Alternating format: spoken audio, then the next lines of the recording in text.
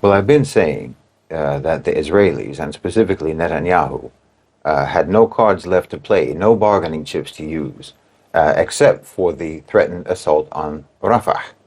Everyone was warning them not to do it. America warned against it, Europe warned against it, Germany, the UK, the UN, everyone was against it. Negotiations have largely moved outside of American jurisdiction.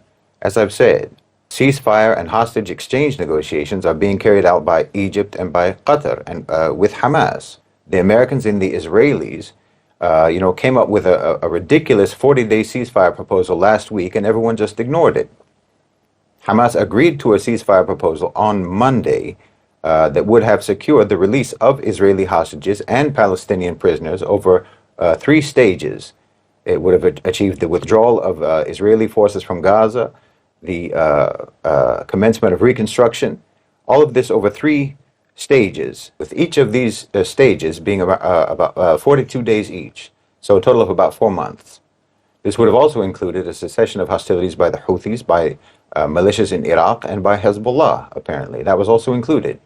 This is the most serious and the most realistic proposal so far, and America even signaled that they were in favor of this ceasefire proposal. But almost immediately after Hamas announced their acceptance of this plan, Israel launched an attack on Rafah.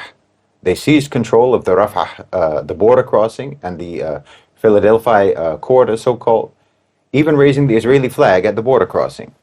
All of this, in my opinion, is essentially the Zionists protesting the fact that they can no longer dictate the terms in the Middle East. And all they have left is violence. All they have left, the only way that they can make themselves relevant or significant in any way is to either threaten violence or commit violence. But by doing this, all they're doing is compounding the reasons why they are getting marginalized, why they are becoming obsolete. I mean, imagine. The only reason that you have a seat at the table is because if you don't have a seat at the table, you'll kill everyone. That's like making people laugh at your jokes at gunpoint. It doesn't make you funny. It makes you pathetic and dangerous. And being dangerous doesn't give you credibility. Not like it used to, anyway. I mean, we have a situation where Israel is basically saying, you have to stop accusing us of committing genocide, or else we'll keep committing genocide. We will act like crazy psychopathic lunatics until you affirm that we are sane and reasonable. Well, nobody wants to deal with someone like that. Everyone, even your friends, will start to figure out ways that they can neutralize you. And I think that's what's happening. And the Zionists know it. They can sense it. They can feel it.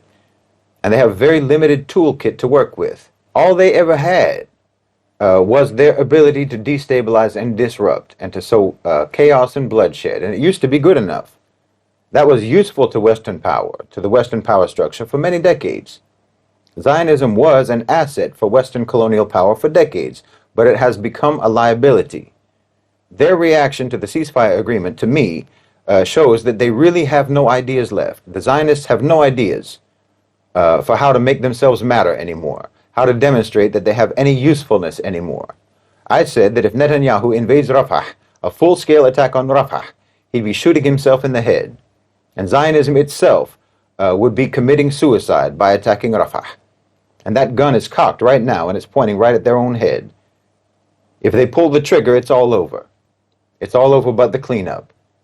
Netanyahu is having a fever dream that they can reoccupy Gaza, control the Rafah border, undermine Hamas by distributing aid themselves in the Gaza Strip, or by distributing it through Fatah, so that the people will turn away from Hamas. Like we can just replay history, replay the days after the Oslo Accords when the Palestinian Authority acted as Israel's administrator and enforcer in Gaza. By trying to take Rafah, Israel is trying to wrestle back control of the process, but it's not going to work. In my opinion, it's not going to work. I mean, it's correct, in my opinion, that I think no one wants Hamas to survive. Egypt doesn't want that, Saudi Arabia doesn't want that, the GCC overall doesn't want that, and I think BRICS doesn't want that. I think all of the major players would like to see Hamas eliminated, or at least diminished to the point of irrelevance. But that's not going to happen by Israel's hand. Anything Israel does to try to undermine Hamas will only strengthen Hamas. You can't replay Oslo. You can't rerun that program and not have anyone see what you're doing. No, I think the plan is probably for Hamas and Fatah to form some sort of a unity government over Gaza, and have only the Fatah side of that coalition really have any power and influence. But I doubt that that's going to be under the leadership of someone like Abu Mazen. He's going to be sidelined. But the point is, none of this is in Israel's hand anymore. And it's not even in America's hand anymore.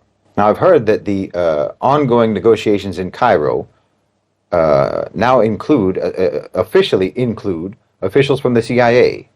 And they're floating this idea of a private American security company managing the border, the Rafah-Egypt border. This is absurd, in my opinion. See, there are factions in the United States, the neocons especially, specifically, who still have not adapted to the new emerging reality of international affairs. So they think that Israel and the United States can still just rely on violence to dictate how things are going to be. They think that Israel's actions in Rafah have somehow changed the dynamics, but they haven't, at least not in the way that they think that they have. They've changed the dynamics only by making the dynamics worse for Israel and worse for America. Wallahi, everything they do these days just isolates them further. I mean, look, the U.S. Is going to sanction officials from the International Criminal Court, apparently, or they want to, congressmen want to preemptively punish them for issuing arrest warrants against Netanyahu and top officials of the Israeli cabinet, even though no warrants have actually been issued yet. So this rule of law, rules-based international order country, America, wants to illegally pressure and influence, wants to apply coercion to the International Criminal Court to prevent charges against genocidal criminals who everyone in the world wants to see arrested. Genocidal criminals who just rejected a ceasefire offer and responded to a ceasefire offer by attacking innocent people in Rafah. It's like America hates their own credibility at this point. You know how they used to like to say about the Palestinians that they never miss an opportunity to miss an opportunity? Well, that's America now. They've had opportunity after opportunity over the past 7 months to actually do the right thing, to actually live up to all their talk about justice and human rights, all the exact same things that they were saying, all the same talk that they were reciting over Ukraine. They could have backed that up with regards to Gaza. All that imaginary performative outrage over civilian casualties in Ukraine, you know, attacks on hospitals, attacks on infrastructure and what have you, not to mention all their talk about democracy and freedom and so on. They could have listened to protesters, to their own youth, to their own people protesting in the streets and now on university campuses, instead of beating them and arresting them, and instead of banning TikTok, because TikTok is providing people all around the world with accurate eyewitness accounts of what's happening in Gaza. They could have hailed that, you know, as a valuable platform for keeping people informed, a platform of free speech. But no, they want to shut it down. They could have called for a ceasefire instead of persistently vetoing ceasefire proposals at the UN. In fact, they didn't even have to go through the United Nations. They could have literally just ordered Netanyahu to stop. And if he didn't, then they could have intervened militarily, just like they would do anywhere else. If America was anything at all like what they say about themselves, if they actually believed in any of the values that they claim to believe in, then more than 35,000 Palestinians would not have been murdered. The only reason they oppose arrest warrants against Israelis is because they're accomplices themselves. And every member of the Biden administration should be hauled before The Hague for complicity with genocide, and they know it. See, their problem is that the reality is eclipsing the narrative. The stench of Zionist savagery is overpowering the perfume that America sprays on its own reputation to cover their own noxious odor, the stink of the fetid corpse of their so-called democratic society that died long ago, if it was ever alive to begin with. No, you tied yourselves to Israel to the point that you can't extricate yourselves now. So now it's sinking you. Israel and the pathological obsession with colonization that fuels your bad romance with Israel is burning America's standing both globally and domestically. Your whole narrative about yourselves is getting ripped to shreds. The gown of the Statue of Liberty has been removed, and it's like that scene from The Crying Game, where everyone suddenly realizes that you weren't who you said you were.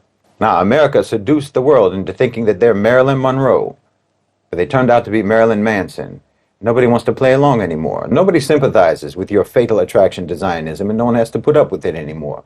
moving on Rafah, did nothing but expose the fact that Israel and America's options are completely exhausted. I saw that Biden had suspended shipments of bombs to Israel, but that's not going to amount to anything with your electorate. That's like a cheating husband telling his wife that he's going to keep seeing his mistress, but he just won't send her flowers on Valentine's Day. It's too little too late.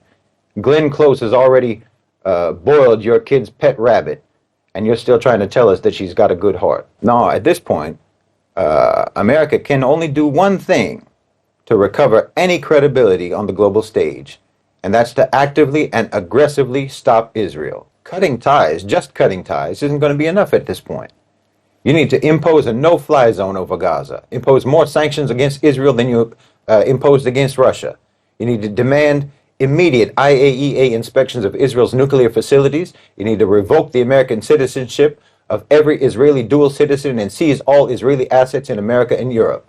You need to take Netanyahu to the ICC yourself. Join the South African case at the ICJ.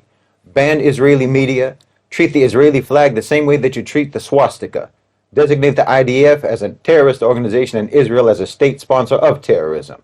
And if that doesn't do the trick, then you need to launch a shock and awe campaign against Israel the same way that you did against Iraq, the same way you did against Libya and Afghanistan and so on, and bomb them back to the Stone Age, because that's what you do, isn't it? Isn't that supposed to be the American way? But we all know you'll never do that. And because we all know that you'll never do that, we all know that you have never meant a single word that you said. And that's why no one is ever going to listen to you again. The only thing that you can possibly do to salvage yourself is something that we all know that you will never do. So you've been found out. You've been exposed. Your cover has been blown. The audience for all your speeches about democracy and liberty and human rights are filing out of the building, and we've turned off your microphone. Oh, you've passed the Rubicon of hypocrisy at this point. There's no going back now. The world is moving on, knowing what we know. And no matter how much you repeat your completely bankrupt narrative, you can't make us unknow what we know about you. America is a train wreck that collided with a dumpster fire, and you're trying to put that fire out with oil and plutonium, and everyone wants to get as far away from you as possible.